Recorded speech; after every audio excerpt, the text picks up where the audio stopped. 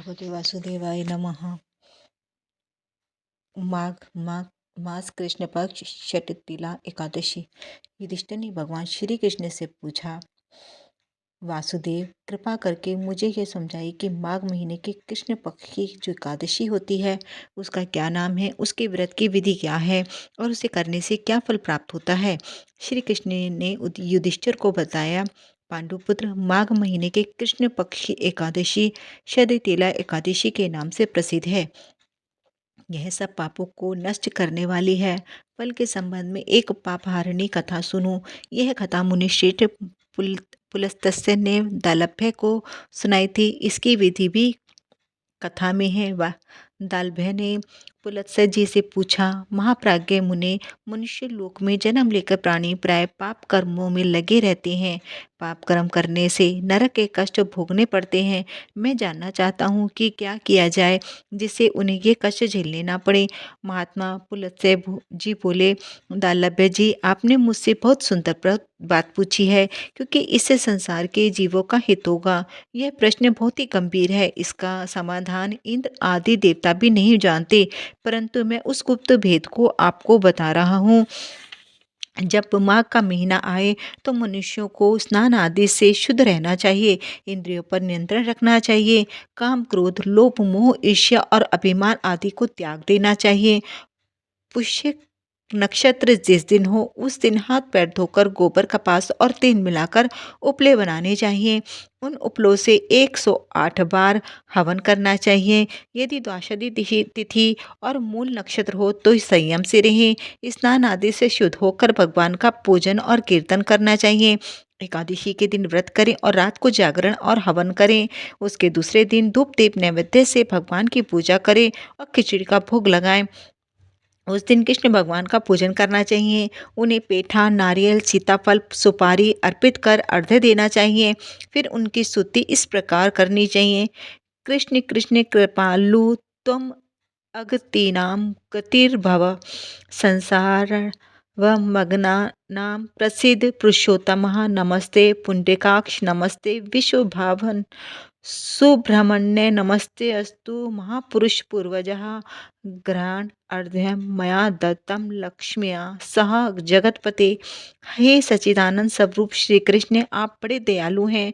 हमें कोई सहारा देने वाला नहीं है, कृपा हमें सहारा दीजिए। हे पुरुषोत्तम, हम संसार सागर में डूबे जा रहे हैं, प्रसन्न होकर हमारा उद्धार कीजिए।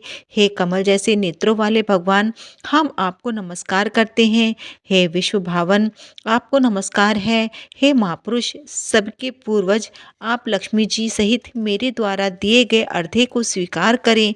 इसके बाद ब्राह्मण की पूजा करके उसे जल से भरा घड़ा एवं तिलों से भरा हुआ पात्र दान में देना चाहिए। संभव हो सके तो छाता, जूता, वस्त्र और जो भी देना चाहे दे। दान करते समय कहें, इस दान से श्री कृष्ण मुझ पर प्रसन्न हो। इस प्रकार मनुष्य जितने तिल दान करता है उतने हजार वर्षों तक वह स्वर्ग में निवास करता है। इस दिन तिलों का 6 प्रकार से प्रयोग किया जाता है। तिल स्नान, तिल का उपटन, तिल मिला हुआ जल, तिलों से हवन, तिल का भोजन, तिल का दान। इसलिए इस एकादशी को षडतिला एकादशी कहते हैं। इससे अनेक प्रकार के पापों दूर हो जाते हैं। इस एकादशी से संबंधित एक कथा है जो इस प्रकार है। एक बार देवऋषि नारद जी ने भगवान को प्रणाम करके उनसे पूछा था, भगवान, षडतिला एकादशी का क्या पुण्य होता है और उससे संबंधित कथा कौन सी है, सो आप कृपा करके बतलाइए। श्री कृष्ण बोले, नारद, मैं तुम्हें आंखों देखी एक सत्य घटना सुना रहा हूँ, ध्यान पूर्वक सुनो। पुराने समय की बात है। मनुष्य लोक में एक ब्राह्मणी रहती थी।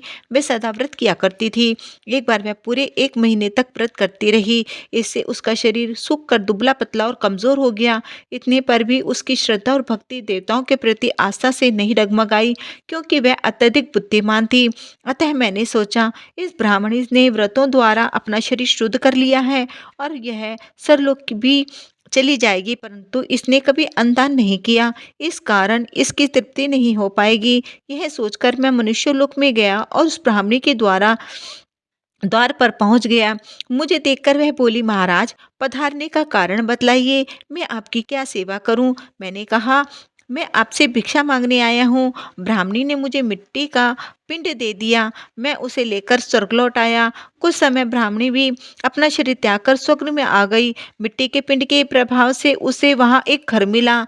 घर में आम का वृक्ष लगा हुआ था, पर इस आम के वृक्ष के सिवा उस घर में अन्य कोई वस्तु नहीं थी। ब्राह्मणी घबराकर मेरे पास आई। उसने मुझसे कहा, भगवान, मैंने अनेक प्रकार के व्रत आदि करके आपकी पूजा की है, फिर भी मेरे घर में कोई वस्तु नहीं है, ऐसा क्यों? मैंने उसे आश्वासन देते हुए कहा, तुम अपने घर जाओ, जब देवताओं की स्त्रियां तुम्हें देखने आएंगी तब तुम उनसे शरतिला एकादशी का पुण्य और उसकी विधि सुनाने की प्रार्थना करना। जब वह यह सुना दे तभी घर का द्वार खोलना। ब्राह्मणी अपने घर लौट आई। जब देवताओं की स्त्रियां आकर द्वार खोलने के लिए कहने लगी, तो ब्राह्मणी ने कहा, यदि आप मुझे देखने आई हैं तो मुझे शरतिला एकादशी का माहात्म्य सुनाइए। उन स्त्रियों में से एक ने शरतिला एकादशी का माहात्म्य सुना दिया तो उसने द्वार खोल दिया। देवताओं की स्त्रियों ने देखा, यह अन्य स्त्रियों से कुछ अलग तरह की लगती है। देवताओं की स्त्रियों के कहने के अनुसार ब्राह्मणी ने शरतिला एकादशी का व्रत किया और उसके प्रभाव से उसका घर धन धान्य से भर गया। जो कोई शरतिला एकादशी का व्रत करता है उसके सारे पाप ताल धुल जाते हैं। इस दिन भगवान कृष्ण की पेठा, नारियल, सीताफल, सुपारी से पूजा करनी चाहिए। ओम नमो भगवते वासुदेवाय नमः। ओम नमो भगवते वासुदेवाय नमः।